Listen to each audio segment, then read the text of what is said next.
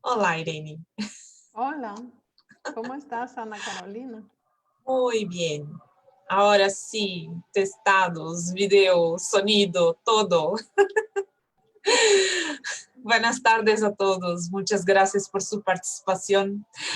Me llamo Ana Carolina, soy conservadora de materiales arqueológicos y etnográficos, soy cofundadora del Instituto de Conservación y Restauro Pachamama y en ese momento brindamos cursos online de conservación y restauro en español y en portugués también para amigos do Brasil, Portugal y otros lugares.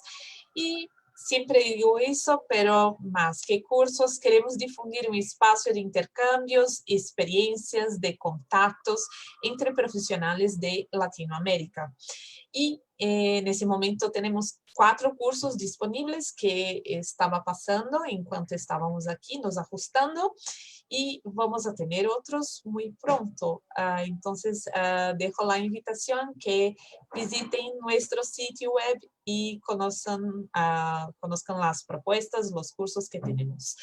Y quería también pedirles que desde ahora hagan like en nuestra página de Facebook para que ustedes reciban siempre informaciones sobre nuestros cursos, eventos como la conferencia de hoy.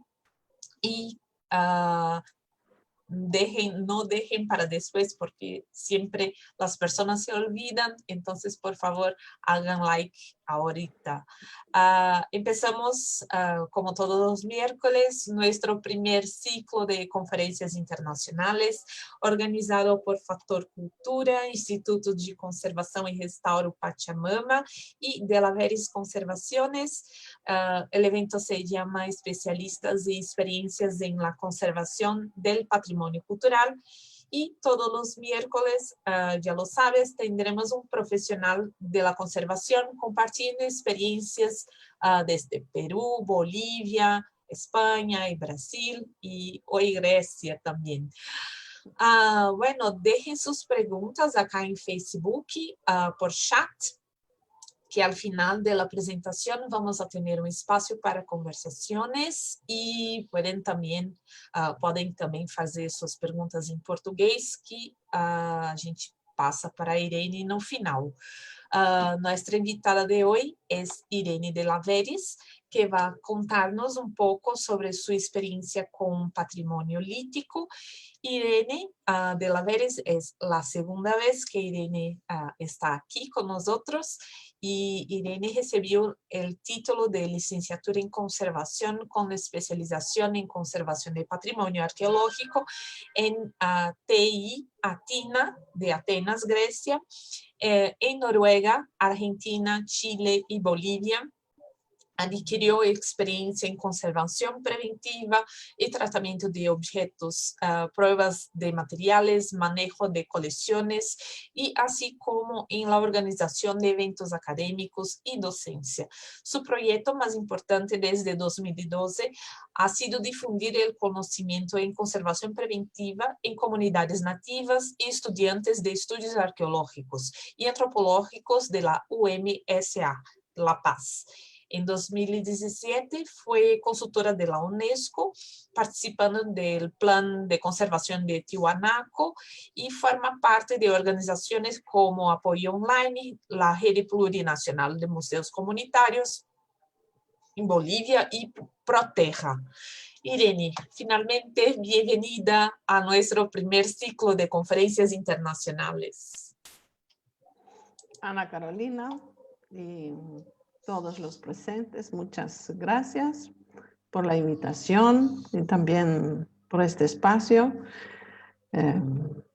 Bueno, no sé qué más decir, empezamos ya nomás. Empezamos. Voy a compartir pantalla. Ahí estamos.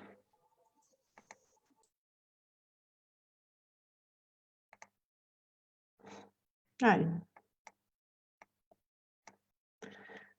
Bueno, hoy es el tema de los materiales líticos y se llama conservación de materiales líticos, pero en realidad No voy a hablar mucho de conservación, sino más sobre los materiales y los deterioros. Pero, a ver. Para empezar, así hace un par de días me crucé con esta fotito, con este texto. Y me pareció muy adecuado para esta charla que estoy transmitiendo hoy. Porque cuando estaba trabajando en Argentina, había unos arqueólogos que decían, yo trabajo con líticos, no necesito conservación porque eso no necesita conservación. Entonces, un poco esa idea de que los líticos o las piedras no necesitan conservación, ese tema vamos a profundizar hoy, ¿no? Y que vamos a ver que las piedras son diversas y hay una utilización amplia, ¿no? De muchas maneras y que toda esa situación hace bastante compleja la conservación del material. Y por supuesto no existen respuestas o recetas fáciles para este tipo de materiales. Prácticamente todas las imágenes que vamos a ver hoy son de Tiwanaku. Tiwanaku es un sitio arqueológico muy importante en Bolivia. Es declarado Patrimonio Cultural Mundial en el año 2000. Y uno de los valores excepcionales que tiene Tiwanaku es justamente su trabajo en el material lítico. Entonces podemos ver aquí en esta primera diapositiva que tenemos los conocidos muros de Tiwanaku, ¿no? Aquí bastante restauraciones de Ponce San Ginés que arrasó con el sitio en la segunda mitad del siglo XX. Tenemos la Puerta del Sol, que es un tema muy emblemático, es tal vez el bien más conocido de Tiwanaku. Tenemos las cabezas clavas, tenemos piedras semipreciosas que también son piedras, ¿no? Y también tenemos recipientes que están finamente tallados y decorados. Así que la diversidad en el uso de la piedra es muy grande. El nombre. Piedra, lito, lítico, roca. Hay algunos no tienen diferencia, otros tienen otro sentido, ¿no? Piedra y lito, los dos son palabras griegas, que las dos significan exactamente lo mismo, pero en el español se utiliza un poco menos el lito, ¿no? No se escucha más que en las palabras compuestas. Lítico sí se utiliza y está considerado como algo más científico, no tan vulgar como piedra, pero en realidad no hay una diferencia en ese término. Y roca es como la materia prima en bruto del material que manejamos. Ahora, para comprender el material, o comprender la conservación, hay que comprender el material primero. Y para eso vamos a ver ahora la complejidad que existe en todos el tipo de rocas que existen, ¿no? Hay una gran variedad de rocas. Aquí vemos que inicialmente el magma que se fue enfriando y se crearon las rocas ígneas, a las cuales algunas se han erosionado y se hizo sedimentos, eso sea de diferentes tamaños, como arenas, arcillas de diferentes tipos, ¿no? O también se volvieron a introducirse en la corteza, en la profundidad de la tierra, y se han creado rocas metamórficas. Estas después, a su vez, se van interactuando, ¿no? Los sedimentos se hacen rocas sedimentarias, que pueden volver a erosionarse y que pueden volver a ser otras rocas, y después tenemos también, se pueden hacer metamórficas. Las metamórficas se pueden volver a metamorfizar, y así es un ciclo sin fin, ¿ya? Aquí, estos días, desde el día 30, estamos con un terremoto muy, muy fuerte. Y bueno, es parte de este proceso que estamos viendo en esta imagen, ¿no? Los terremotos también. Para dar una idea de cómo se dividen después, como ejemplo, vamos a ver que basado solamente en el tamaño de la granulometría, se divide las rocas sedimentarias en una gran cantidad de diferentes rocas, dependiendo si está con grava o con arena o limo o arcillas o diferentes tipos de texturas que tienen estas rocas sedimentarias. Y la manera que se producen las rocas sedimentarias es aquí, digamos, la roca madre, y que puede haber alteraciones químicas o puede haber alteraciones mecánicas, o pueden haber por la alteración química una precipitación, o se producen residuos, ¿no? Y hacen rocas residuales. También se puede mezclar con componentes orgánicos como conchas marinas y el carbón. Todo esto son rocas sedimentarias, ¿no? Y todo esto se traduce en diferentes rocas, diferentes calidades, diferentes durezas, diferentes sensibilidades a las condiciones que se encuentran después. Esta misma situación encuentras también en las rocas ígneas y en las metamórficas. Así que podemos ver aquí el famoso fraile en Tiwanaku, que una roca no es una sola cosa. Esta pieza tiene dos diferentes colores, ¿no? Es una roca sedimentaria.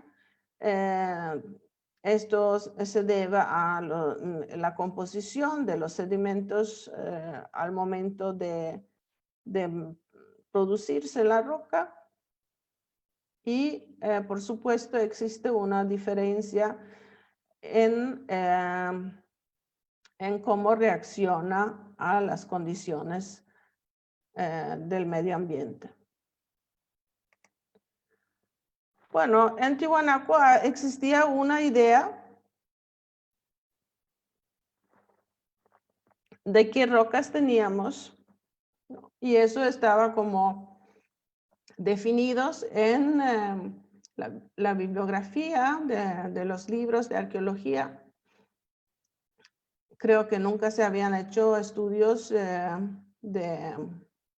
petrográficos de las rocas en Tiwanaku, pero eso hicimos el año pasado, ¿no? Sacamos muestras de rocas que habíamos encontrado en el sitio que estaban descontextualizados y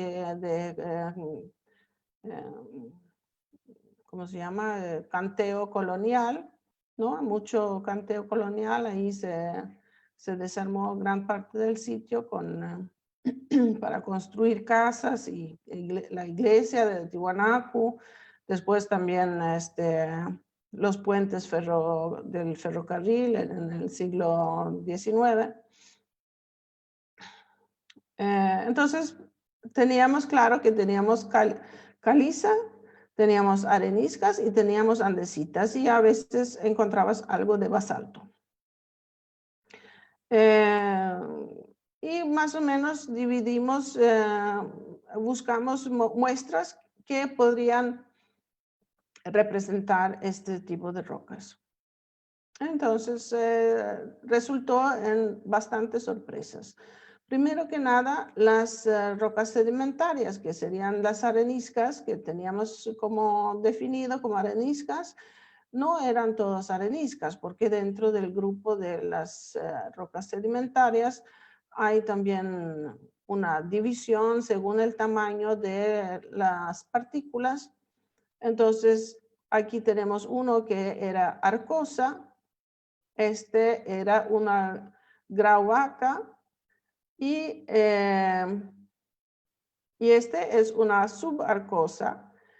Entonces, existe una variación en la composición y también cómo van a reaccionar en los temas de los procesos de deterioro.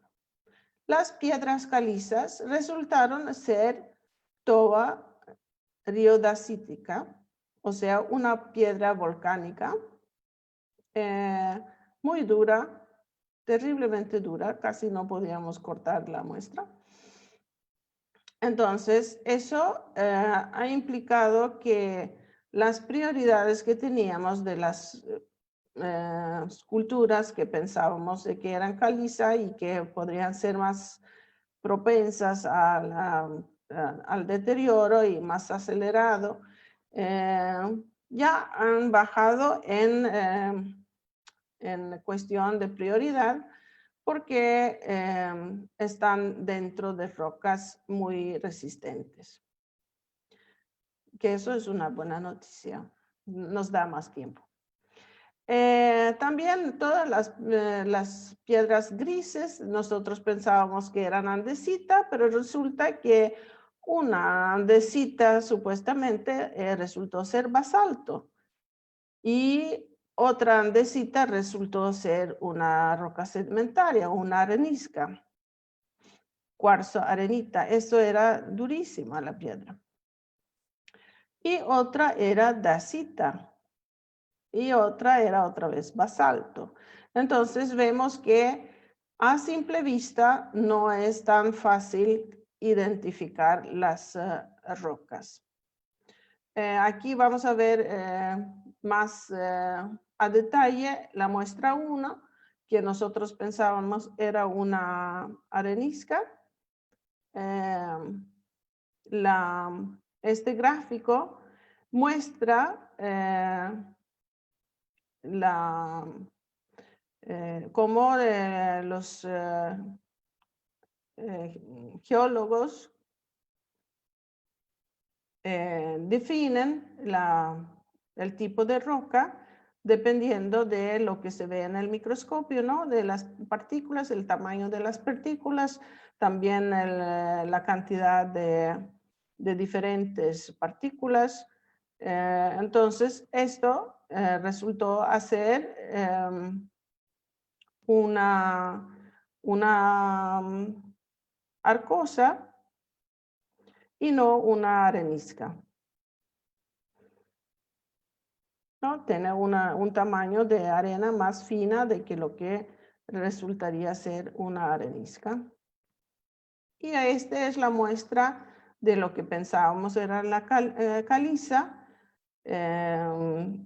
Y claramente esto no es una piedra caliza. El análisis que se hizo en el Instituto Geológico dice que es una textura piroclástica, o sea, todos estos orificios que vemos en la roca, es el resultado de gases que existían en el momento de que fue, ¿cómo se llamaría?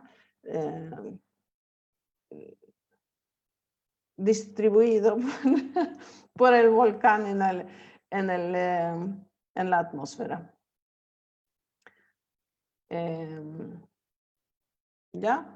Entonces, así podemos ver que esto es algo muy importante, determinar el tipo de roca para saber realmente con qué material estamos tratando.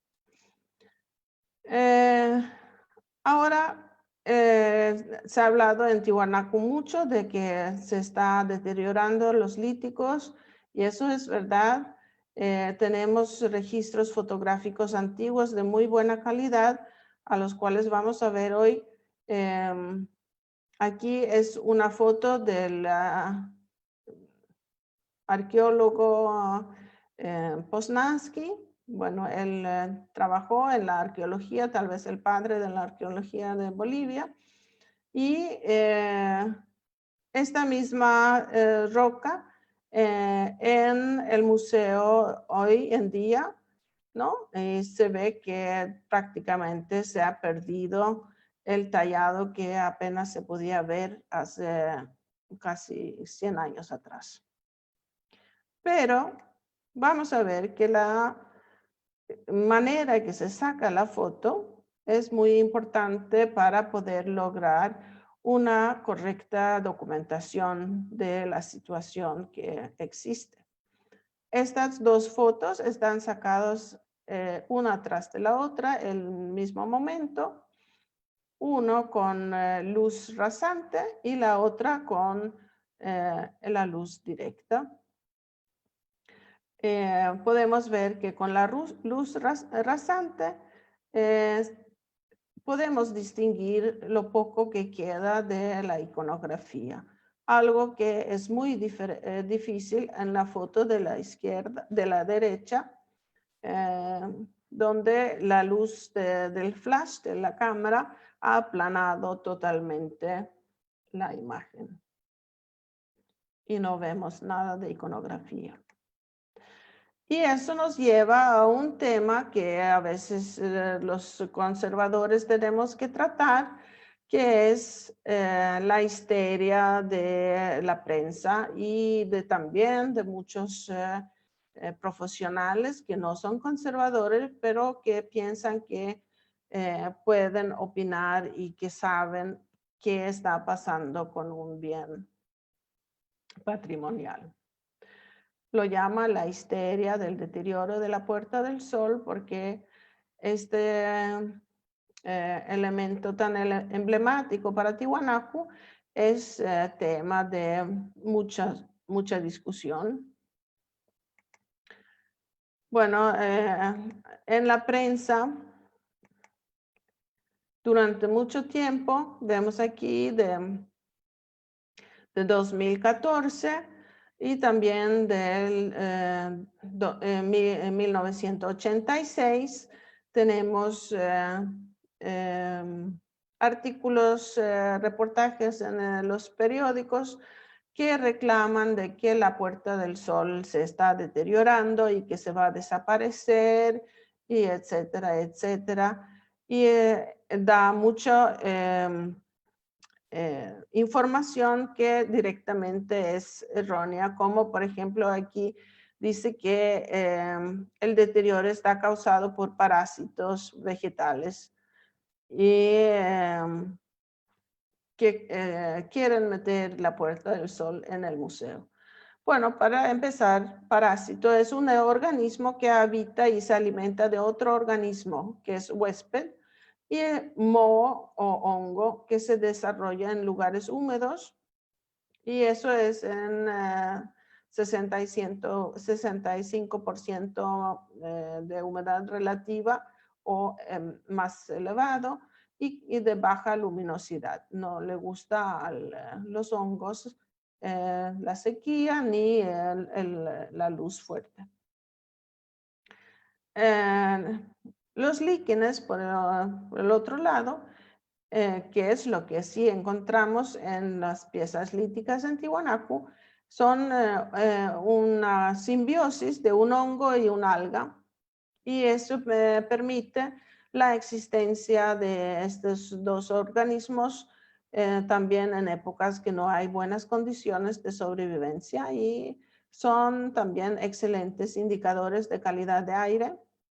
Así que cuando hay presencia de líquenes, no tenemos deterioro por contaminación atmosférica.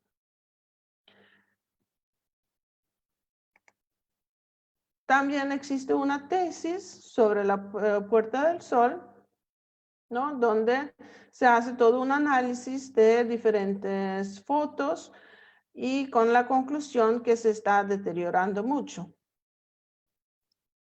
Es una tesis de maestría de Estados Unidos. Y aquí están comparando este área de la puerta del friso de la Puerta del Sol, de una foto de Max Uhle de 1894, que son las primeras fotos que tenemos de Tiwanaku, y otra foto que es del 2005.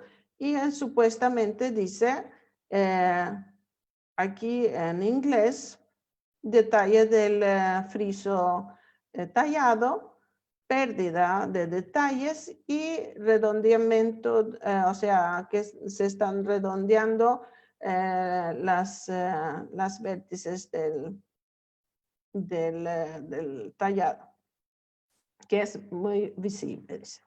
Y aquí al lado derecho yo he puesto una foto mía de 2014 de exactamente el mismo lugar.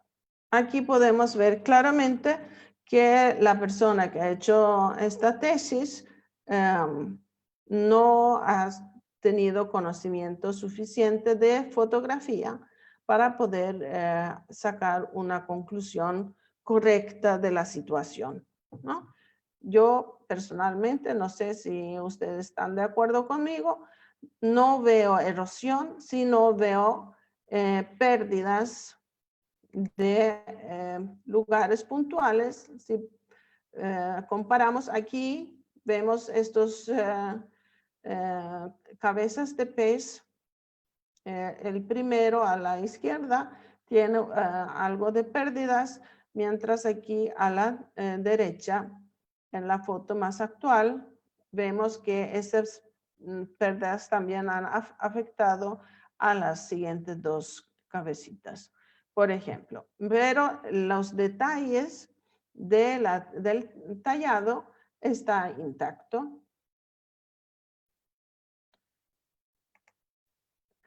También dice que se están borrando las áreas del el friso en ciertas áreas, y justifican que está plano, que no tiene detalles esta parte, pero podemos mostrar aquí que es foto de los primeros imágenes del lado derecho y izquierdo del friso, que son totalmente planos, y los que están al lado en la parte central sí tienen todos los detalles. ¿Eso qué indica? De que en realidad no es que se ha perdido nada, simplemente las figuras a los lados, de los ambos lados del friso, no están terminados. Esta es una puerta, un friso inconcluso, ¿no? No fue terminado en su debido tiempo. Y tenemos el Viracocha, que es la imagen central de la Puerta del Sol. Entonces, aquí yo quisiera que los participantes me indican, por favor, cuál de las tres fotos es la más antigua y cuál es la más nueva. Voy a darles un ratito mientras tomo el agua, y ustedes escriben en el chat y Ana Carolina me va a transmitir, por favor. Sí, por favor. participem no chat. Qual é a foto mais antiga dessas três? Temos aí um instante para que vocês participem. Temos um delay, não, Irene?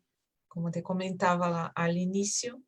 Entonces, temos que esperar un poquito para que la mensaje llegue en vivo. Ya, tú también, Ana Carolina, puedes opinar si quieres. Sí. La más nueva. Ay, Dios. La más nueva me parece la primera. No sé. Qué miedo.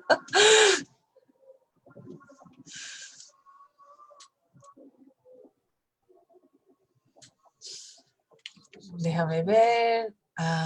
Nueva la 1, antigua la 2. La primera es más antigua. Antigua 1.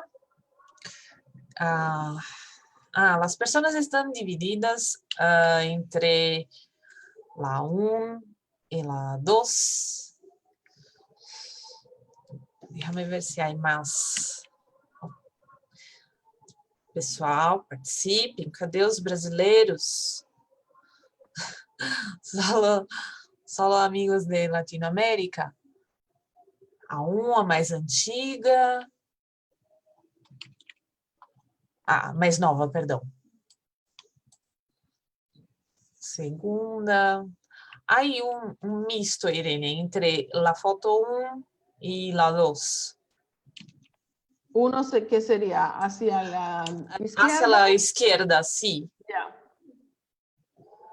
Entonces, No sé. ahora puedo revelar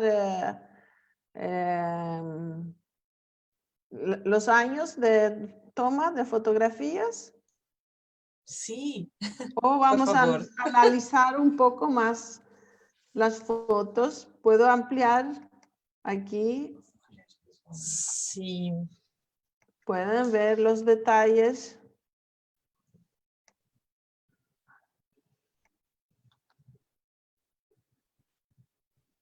Wow.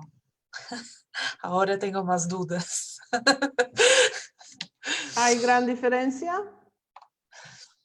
Déjame ver los comentarios. A segunda é a mais nova, a segunda, a primeira, a do centro é a mais antiga, de la derecha, la última, a de la izquierda é mais nova.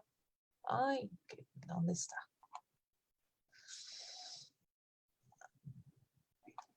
Pero lo que sí podemos ver es que existe una nitidez de del tallado en las tres, ¿no? Sí, sí.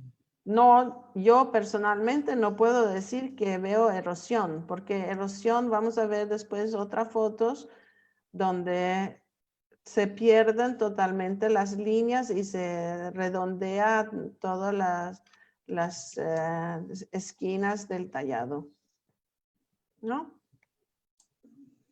Las fotos son del mismo tipo. Como del mismo tipo. Es que pregunten en el chat. No sé si sacadas con la misma cámara, si son digitales o si no. No, la más antigua es con placas de vidrio y Sí. las otras dos son fotos digitales. Ok. Hay personas que dicen que la más antigua es la do medio, es la segunda. Opiniones diversas. Bueno, pero la verdad es que no es muy claro cuál puede ser la más antigua, ¿no? O la más nueva. Sí. Entonces, Wow. esta es la realidad, ¿no? La más antigua es a la izquierda, de 1892. La del medio es del 2009, cuando yo primero llego a Tiwanaku. Y la última a la derecha es del 2017.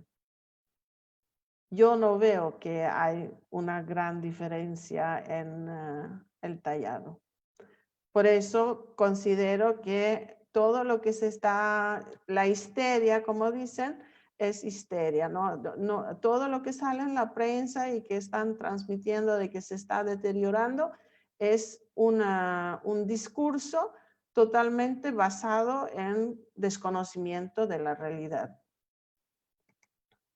¿no? Aquí también podemos ver a la izquierda es la foto antigua y a la derecha la foto actual, ¿no?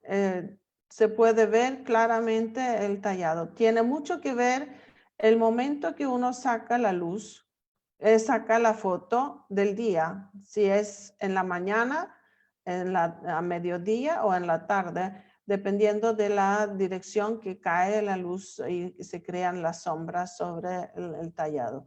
Entonces, también es importante saber la calidad de las fotos, así como las fotos antiguas que eran hechas con soluciones de plata, tenían lo que llamaríamos hoy en día pixeleado, muy fino, ¿no? Tenía un detalle que es muy difícil conseguir, lograr hoy en día hasta con cámaras digitales, y hay que acordarse que en un periodo del principio de las cámaras digitales hubo una caída muy dramática en la calidad de las fotos. Hoy en día ya se está recuperando la calidad de las fotografías digitales y podemos llegar casi a la calidad que tenían las fotos iniciales de su historia, ¿no? Aquí podemos ver el mismo espacio del friso, que es el trompetista. A la izquierda la foto antigua y a la derecha la actual. No hay mucha diferencia. Pero hay otras puertas en Pumapunku, que es otro recinto, otra estructura en Tiwanaku, que no tienen esa misma suerte. Entonces, supuestamente es el mismo material, andesita, pero ahora nos quedamos con la duda si son andesitas las dos. Sería necesario hacer estudios petrográficos para poder determinarlos de verdad. Pero la gran ventaja que ha tenido la Puerta del Sol es que nunca fue totalmente enterrada, no estaba bajo tierra, mientras que otros elementos líticos en Tiwanaku sí se han excavado y se han sacado de la tierra. Entonces, ha existido una alteración por acumulación de sales, que vamos a ver enseguida cómo las sales pueden contribuir en el deterioro acelerado. También puede haber otras situaciones. Son muy complejos los temas de los procesos de deterioro de los líticos. Ay, se me perdió el ratón. Ahí está. Bueno, tenemos daños también por falta de criterio de trabajo, ¿no? Donde elementos líticos se utilizan con fines que no son museales o patrimoniales, que no se cuidan cuando se están realizando trabajos de personas externos a la institución. Eso no vale solamente para Tiwanaku, sino es una situación que existe en muchos lugares. Los líticos a veces por su tamaño y peso uno no quiere trasladarlos y se quedan y se pinta y se trabaja alrededor de ellas, y resulta ser un problema grande porque no se toman las precauciones necesarias. Bueno, la aplicación de cemento, ¿no? Existe esa idea de que si lo colocamos con cemento es mejor, es más firme, pero resulta que el cemento no es muy amigable con las rocas. El cemento contiene sales solubles, los cuales con el agua, cuando llueve o cuando se va secando el cemento en su proceso de fraguado, se activan y van a aparecer como manchas blancas en la pared o en los alrededores, en las áreas donde se va evaporando el agua, ¿no? Y la manipulación sin guantes. Hay muchos que piensan que, pero yo me he lavado las manos, no están sucias, y manipulan las colecciones o los líticos, esculturas, pensando que no les va a pasar nada porque son duros, que es un material que tenemos como eh, idea colectiva, que es algo que no le va a pasar nada, ¿no? Pero sin embargo, este sillar tallado con dos personajes tiwanacotas, lo iniciamos su limpieza y hasta que terminamos y que no se terminó porque no se logró quitar las manchas porque estaban totalmente penetradas, estuvimos trabajando como 2 meses, ¿no? De constante lavados y compresas y utilización de solventes para extraer las manchas sin éxito. Aquí podemos ver durante el proceso del enjabonado cómo sale el jabón todo negro de la suciedad. Y este es en la parte inferior a la derecha la compresa de papel que estaba sobre la superficie y se ha chupado la suciedad en la compresa. Bueno, este es en la parte inferior la foto antes, ¿no? Antes de empezar, y la foto arriba, la foto después de la conservación o la limpieza. Podemos ver que todavía hay manchas aquí, sobre todo en la parte superior y en la parte de adelante del medio, por manipulación. Esto es claramente deterioro por manipulación sin guantes. Y después tenemos intervenciones erróneas, ¿no? Esta es una escultura que se llama Pocotía. Supuestamente había sido afectado por graffiti en la parte central de la cara, y los conservadores que estaban a cargo de esto no tuvieron mejor idea que picar la superficie para quitar la pintura. Eso es claramente algo que no se debe hacer porque estás quitando la superficie original de la pieza, ¿no? Entonces, eso es no dentro de los criterios de conservación. No hacemos este tipo de cosas. Aquí tenemos una imagen muy clara de cómo se presenta la erosión. Si se acuerdan las imágenes de la Puerta del Sol, esto no tiene nada que ver con la situación de la Puerta del Sol. Esto es del cinturón y de la parte inferior del fraile que vimos en la foto que está con 2 colores.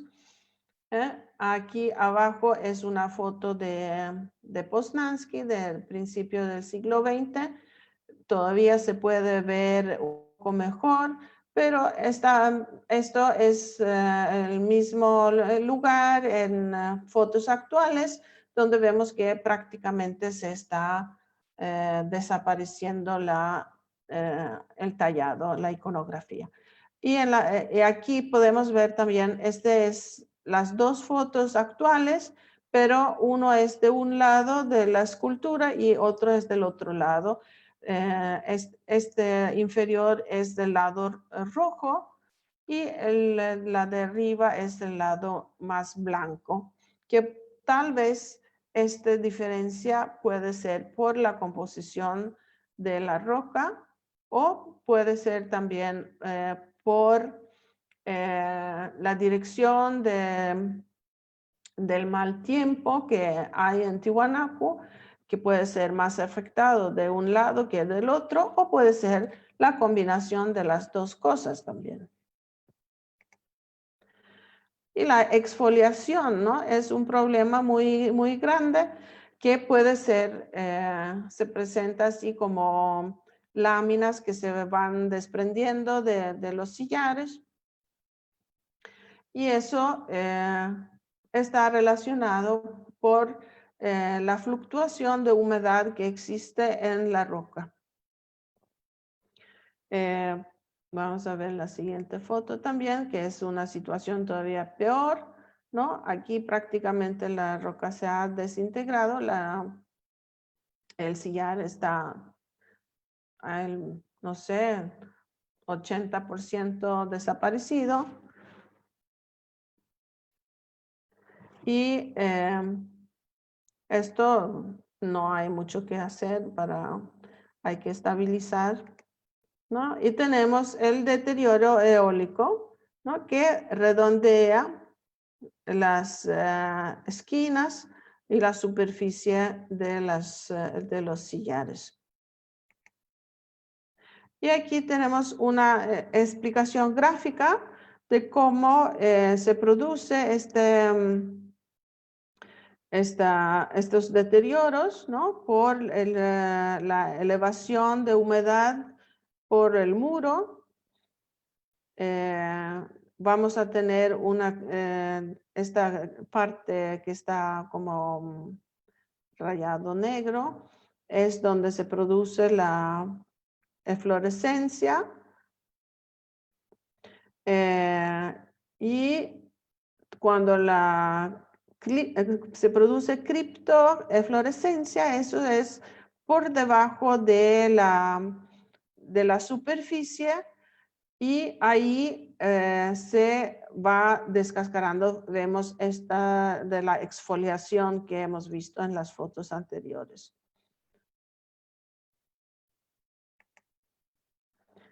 Y aquí también es un problema que vemos muy seguido en Tiwanaku, sobre todo en las rocas que están planas, de gran tamaño, un desprendimiento de la superficie a una profundidad de aproximadamente medio a 1 centímetro. ¿No? Entonces hay áreas como esta es foto de la escalinata de la entrada principal de Calasasaya, donde ahora en unos días se va a posesionar el nuevo presidente de Bolivia. Y es muy, muy arriesgado caminar sobre esta escalinata porque está todo como globitos que si uno pisa un poco mal, se rompe y se desprende, ¿no? Y aquí vemos también las sales, cómo va desintegrando el sillar.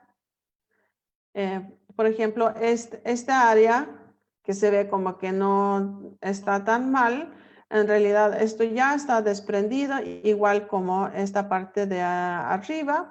Están desprendidos y están sujetos al sillar por la existencia de cristales de sales que los unen. Al momento que lo mojas esto, se van a caer, o si los tocas también, eso se cae sin ninguna dificultad, ¿no? Eso es un problema bastante complicado de resolver porque tienes que quitar la fuente de esas sales y eso es el mismo suelo de Tiwanaku, es muy salitroso, lo hemos visto eso en las cerámicas que se llegan al laboratorio y se tiene que hacer la desalinización. Pero es complicado cuando tienes que hacer estructuras enormes como eso. Y lo mismo pasa con los líticos que encontramos en excavación, ¿no? Ellos estaban bien bajo tierra, protegidos, pero al momento de ser excavados, se exponen al aire, a otra humedad relativa mucho más baja a la que estaban acostumbrados y empiezan a evaporarse el agua y las sales se cristalizan y ahí se desintegra la superficie muy rápidamente. Por eso hay que tener mucho cuidado de la manera que se expone los hallazgos en las excavaciones. Si hay condiciones como tenemos en Tiwanaku de mucha salinidad en el suelo, es mejor tomar precauciones y usar carpas o tener conservadores presentes en la excavación para tomar medidas a tiempo. Y aquí vemos las diferentes maneras que el deterioro se produce por humedad y salinidad, ¿no? Si el frente de evaporación es sobre la superficie, se hace una fluorescencia en la superficie de un polvito blanco, ¿no? Si el frente de evaporación se hace un poquito por debajo, se produce una arenización, o sea que se va desprendiendo como granitos de arena. Y si es un poco más profundo, se hace la exfoliación, ¿no? Y si es todavía más profundo, como vimos en la escalinata, ahí se desprende en profundidad. Esta es la manera que afectan. Y aquí no es solamente cuestión de sales, sino también hay la humedad relativa y también el impacto de la insolación, ¿no? Cuando hay una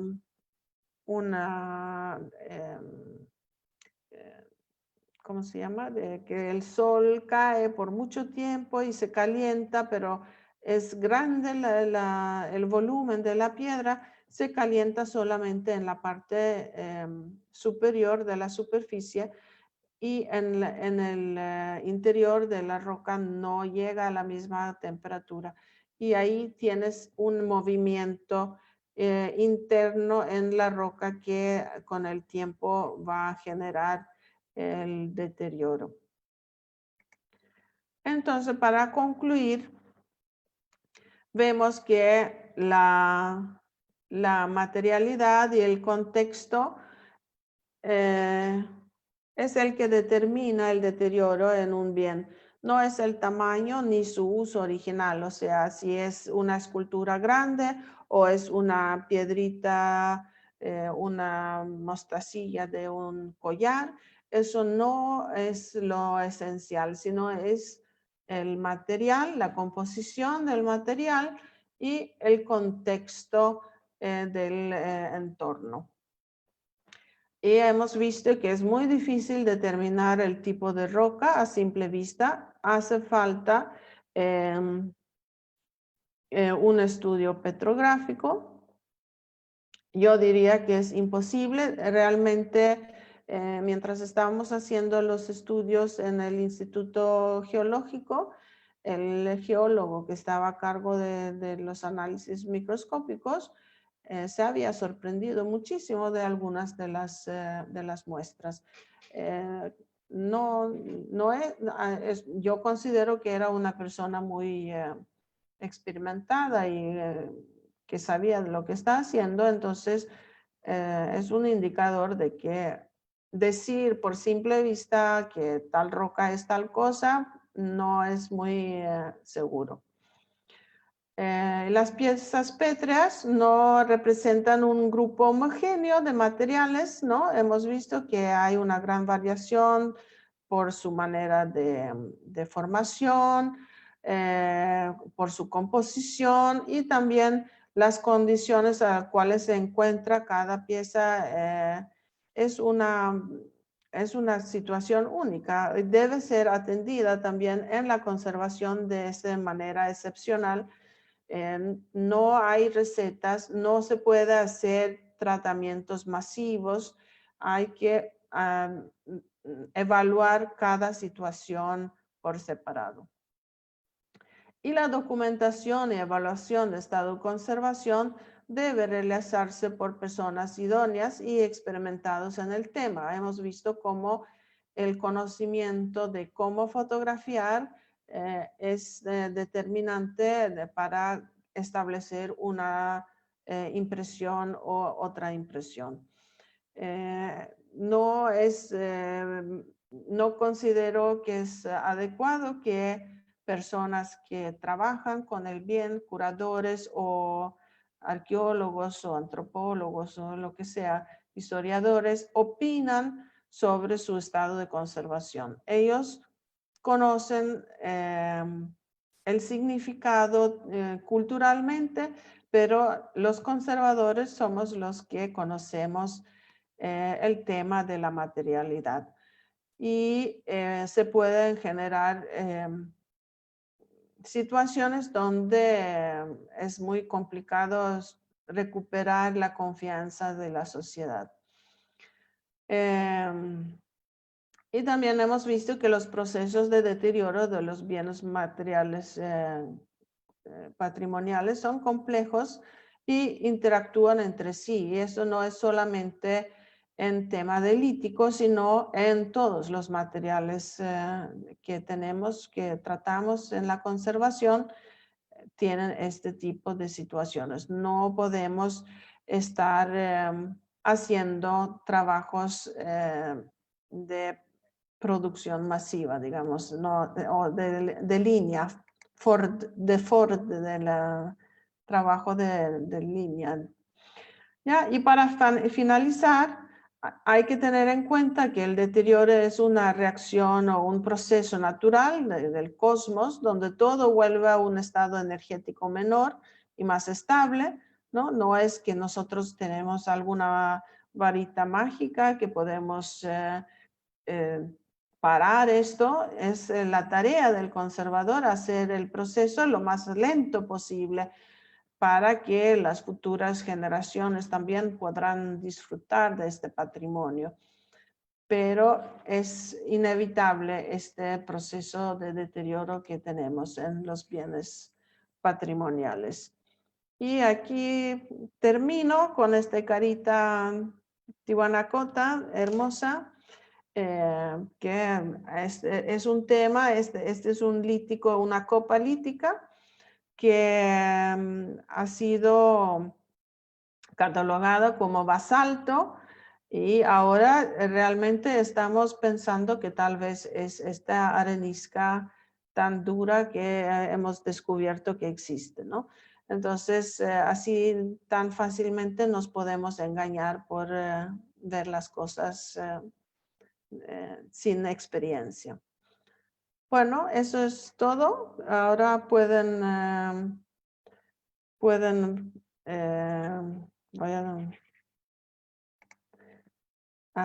pueden hacer sus preguntas. No sé si hay alguien que tiene preguntas. Tal vez ha sido un fiasco esto porque no he hablado nada de conservación, sino solo de los problemas.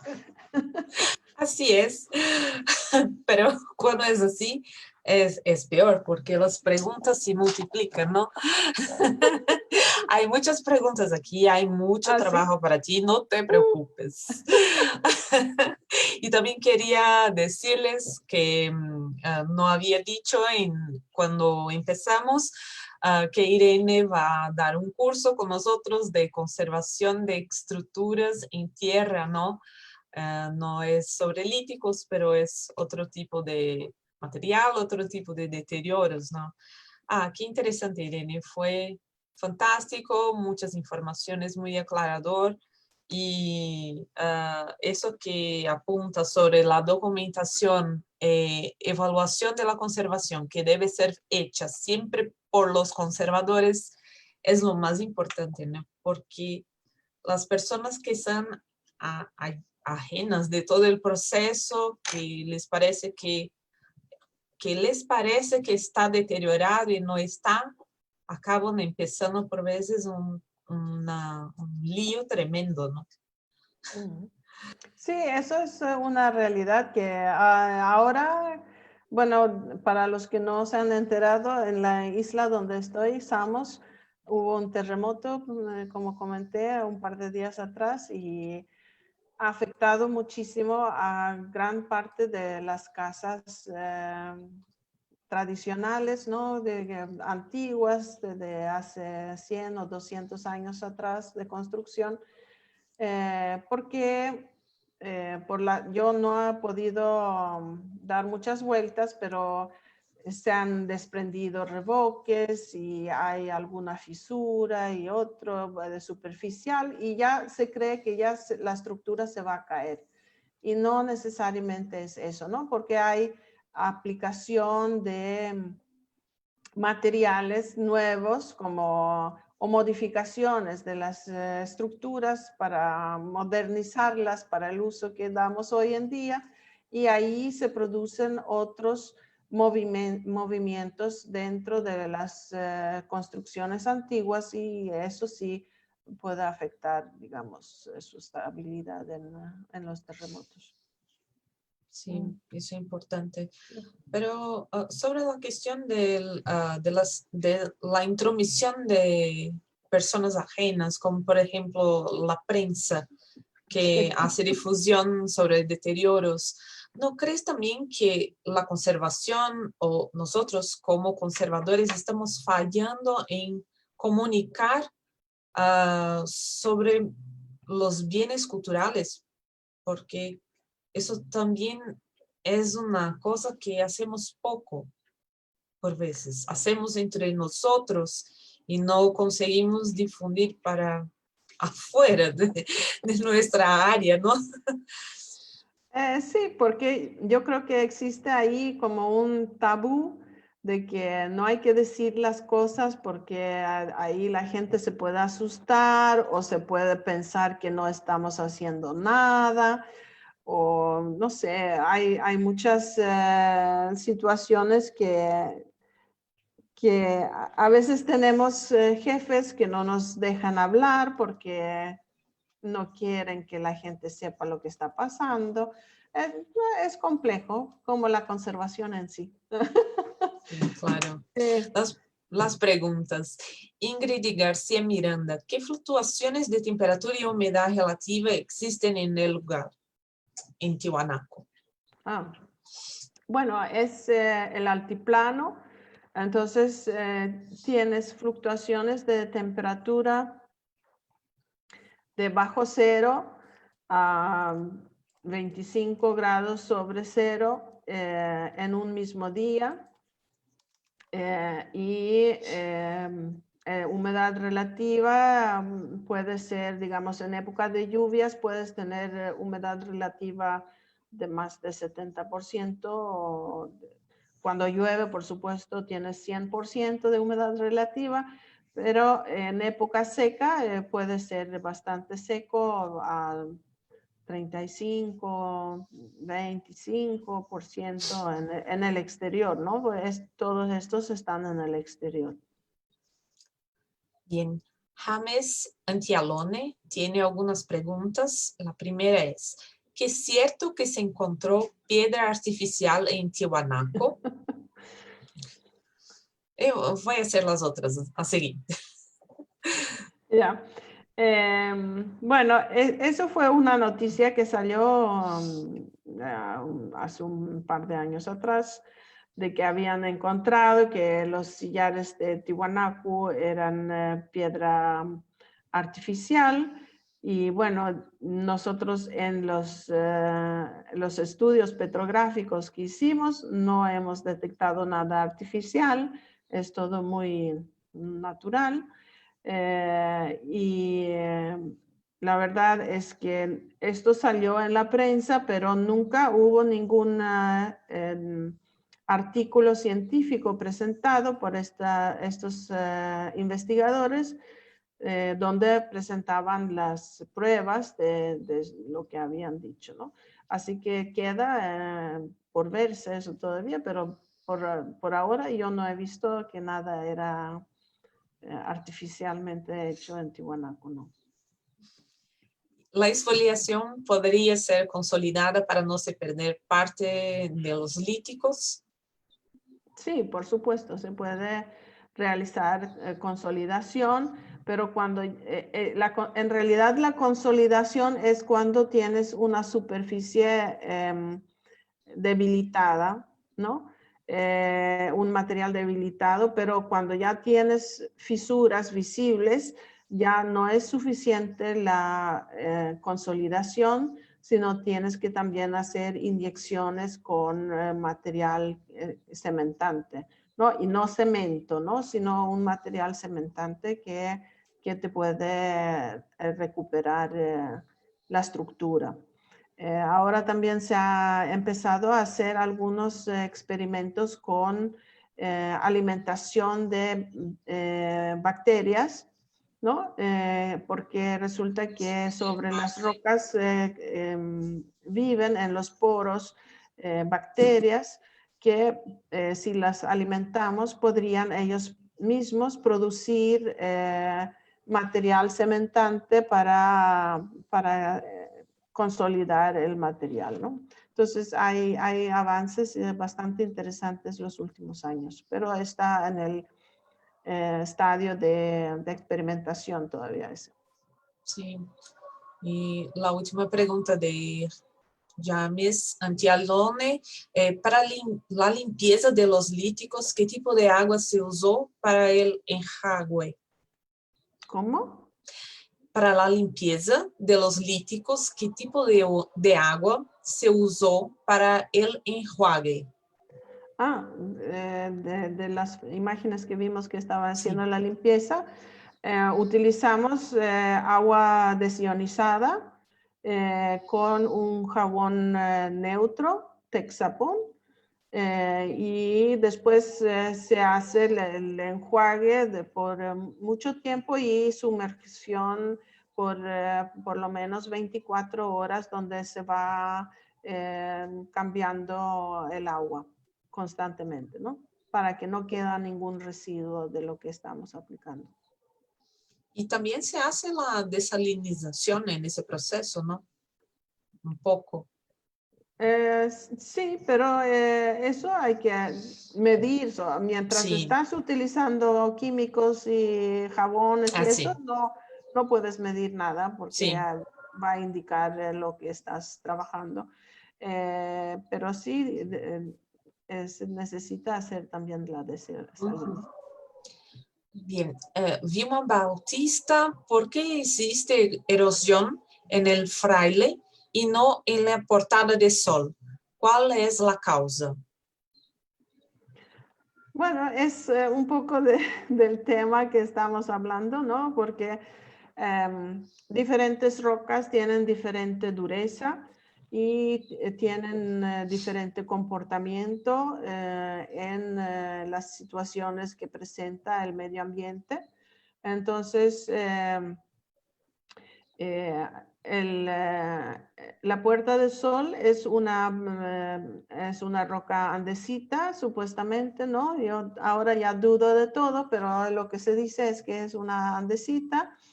Y una andesita es una roca volcánica tiene como mucho, la matriz el matrix es prácticamente todo vitrio. Es como vidrio, ¿no? Mientras que el Fraile es una roca sedimentaria y ahí el matrix es arcilla. Entonces es mucho más fácil lavar la arcilla que lavar el vidrio. Y ese tiene que ver con que es más resistente la Puerta del Sol. Sim. Ana Luisa Passotti Damasceno, los cambios de temperaturas pueden causar esos deterioros. Mira, existe esa idea de que las piedras son más resistentes al calor que, por ejemplo, la madera, porque se puede prender fuego, la madera se quema y se consume, ¿no? Pero todos los que hemos participado en una fogata alguna noche y tienen piedras alrededor, habrá escuchado que de repente, ¡pum!, se rompe las piedras que están cerca del fuego. Y eso es justamente la susceptibilidad que tienen las rocas frente a las diferentes temperaturas. No llega a calentarse homogéneamente, entonces los movimientos internos de contracción y dilatación del material hace que se rompen, no concuerdan en su movimiento interno. Sí. Víctor Falcão, ¿de dónde se extraen las muestras para los estudios petrográficos de las litoesculturas? Y si se puede determinar sin extraer muestras a la pieza original. Bueno, las muestras que hemos utilizado, las que hemos realizado el año pasado, eso eran de canteo colonial, o sea, piedras, fragmentos de sillares que se han encontrado en las excavaciones que ya no estaban en contexto de época Tiwanaku y han sido considerados, digamos, sin valor patrimonial. Por eso los hemos utilizado. Ahora, al respecto de sacar muestras de las esculturas, eso es algo muy delicado y hay que ver si no podemos hacer algún otro tipo de estudio o eso hay que discutirlo muy a detalle por cada pieza, ¿no? Si existe la posibilidad de sacar muestras. No en todas creo que será posible ni necesario tampoco. Sí. Eso es siempre un dilema, ¿no? Hacer análisis destructivas, pero sí. podemos ganar a veces es informaciones. necesario, Sí, para tener más certeza para cómo conservar, digamos, sí. toda la escultura. Si sacas un fragmento pequeño, no va a ser tan terrible. Tal vez normalmente se saca, digamos, cuando tienes que sacar alguna muestra, sí o sí, en áreas que no están obviamente visibles, en la parte inferior, en la parte atrás, qué sé yo, lugares donde no, áreas que ya están afectadas o hay algún fragmento que está suelto, esas cosas se aprovecha de esa manera también. Sí. Tenemos dos participantes más. Ingrid García Miranda. ¿Se pudo determinar la cantera de la cual se extrajeron las rocas para ser trabajadas? Y comparativamente poder saber algún dato en relación al avance en el deterioro o tipología? Sí, se han identificado canteras en el Cerro Quimsachata, en Tiwanaku, pero no se ha avanzado en ese tipo de estudio, ¿no? Para ver cómo están relacionados con los procesos de deterioro que presentamos en el sitio, no hemos hecho eso. Y la segunda pregunta de Ingrid, ¿es posible considerar aplicar enlucidos en arcilla como protección a la erosión de la superficie de la piedra?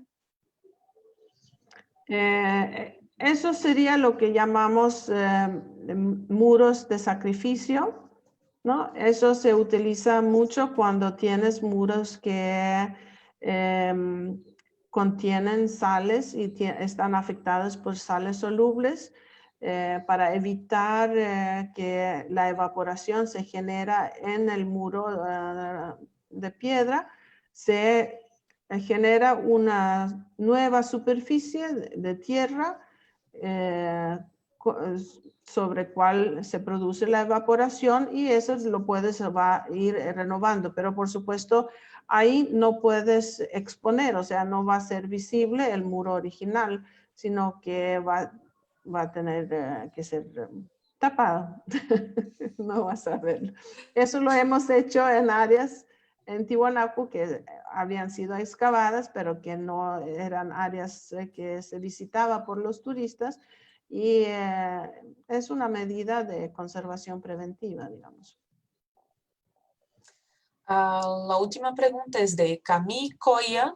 Hola Irene, querida. ¿Sabes si la contaminación ambiental pudiera acelerar de alguna manera el deterioro de materiales líticos?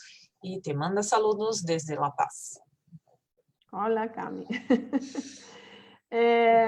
Por supuesto, los deterioros producidos por contaminación atmosférica es muy común en las ciudades grandes. Cuando yo estudiaba en Atenas, era el tema de las ruinas de la Acrópolis, que se discutía si ponerlo bajo una cúpula de vidrio, porque el smog en Atenas era muy grande, ¿no? Ahora la ciudad se ha mejorado muchísimo porque se ha construido el metro y hay una mejor circulación de transporte pública que no utiliza combustibles fósiles, y se ha bajado notoriamente, ¿no? Y entonces ya no existe esa necesidad, pero sí las piedras quedan afectadas y eso no es reversible, eso hay que tratarlo con un proceso de conservación. También. Bien, Irene, creo que es todo. Muchas gracias por su segunda ponencia aquí con nosotros, y para aquellos que quieren recibir detalles sobre el curso de Irene que vamos a impartir en noviembre, pueden enviarnos mensaje en nuestro Facebook, nuestro email también, a WhatsApp y todo lo que quisieran hacer. Vamos a brindar las informaciones de todo. Y muchas gracias por su participación aquí con nosotros, Irene. Buenas tardes, buenas noches para ti ya, Buenas ¿no? noches, sí, ya Buenas 9:30 noches. casi. Buenas noches, Irene, muchas Bueno, gracias. muchas gracias a ustedes también y bueno, realmente estoy impresionada de tantas preguntas que me han hecho. Sí, hay más preguntas después, te envío, y en privado después vamos respondiendo en nuestro Facebook para las personas. En el chat. Porque por veces las personas ven los videos después, no en vivo, y dejan preguntas. Entonces pueden hacer eso y después vamos conversando offline. Ya, ¿Está bien? muy bien. Está bien. Listo. Gracias, besos. Chao. Chao. Luiz, você avisa quando parar?